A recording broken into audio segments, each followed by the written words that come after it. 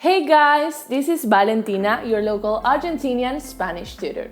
Welcome back to another video where I give you the best tips and tricks to perfect your Spanish and help you sound like a true native speaker. Before we get started with the video, don't forget to subscribe to our YouTube channel and turn your notifications on. We post new content weekly and you don't want to miss it. Also follow us on all our social media.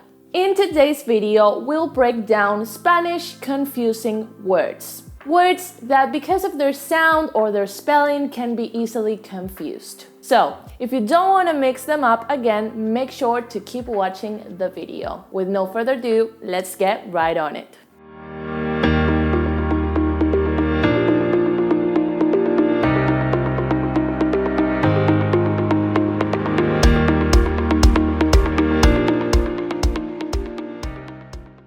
In the first place, we have the words I, and I. I, spelled with an H at the beginning and the Y at the end, means there is or there are. It comes from the verb haber. For example, hay mucho tráfico hoy, or hoy hay niebla. I, spelled without an H at the beginning and usually in between exclamation marks, is an expression that indicates surprise or pain. For example, ay, me quemé, or ay, no sabía que vendrías. And lastly, ahí, which is spelled with the H in the middle and an I. It means over there, and it's an adverb of place. For example, ¿qué es eso de ahí?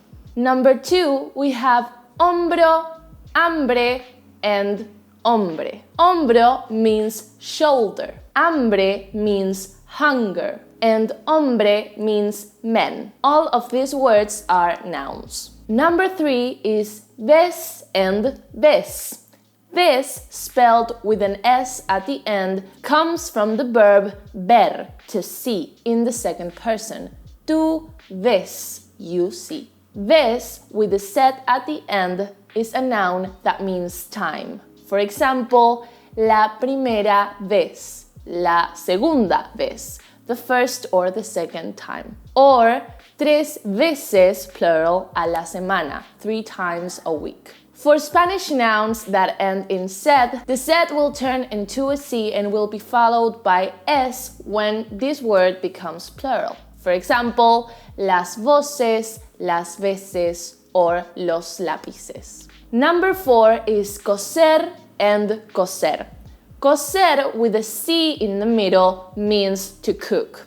Coser with an S in the middle means to sew. Next up is papa and papa.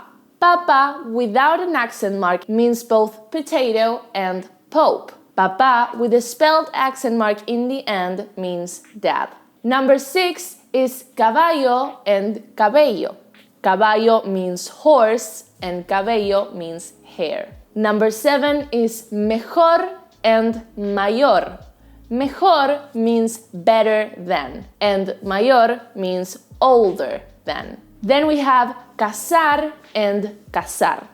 Cazar with a Z in the middle means to hunt, whereas cazar with an S in the middle means to marry, or casarse, to get married. Next up is agujero, aguja, and agujetas. Agujero means hole, aguja means needle, and agujeta in some Spanish-speaking countries means shoelaces.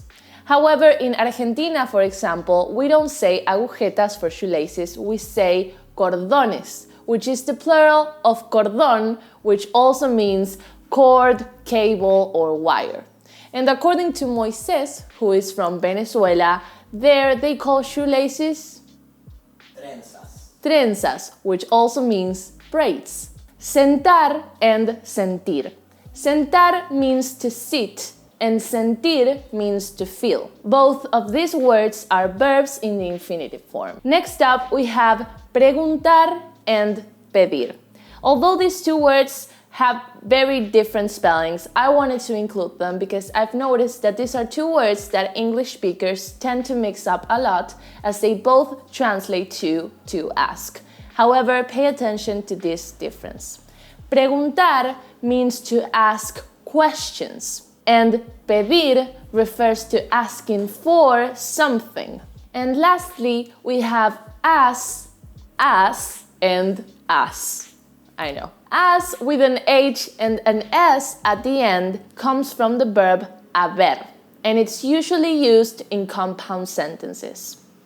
As with a sed at the end comes from the verb hacer, which means to do or to make, in the second person. And finally, as without an H and with an S at the end means ace. For example, tengo un as bajo la manga, which is very similar to the English idiom, I have a trick under my sleeve. Okay guys, and that's it for today's video. As always, thank you so much for watching. Feel free to leave a comment down below if you have any questions or suggestions, and don't forget to give this video a thumbs up if you enjoyed it. Don't forget to subscribe to our YouTube channel and turn your notifications on, and follow us on all our social media. We're really happy because we recently hit 7,000 followers on TikTok, so thank you so much for that. Remember that we also post YouTube shorts that you can check out on the way to your job or to your house, so you can keep on learning Spanish all throughout your day. Don't forget to check out OCTB's website and submit to your first free demo lesson with a native speaker and start your journey towards Spanish. Okay guys, I'll see you very soon. Nos vemos! Mwah.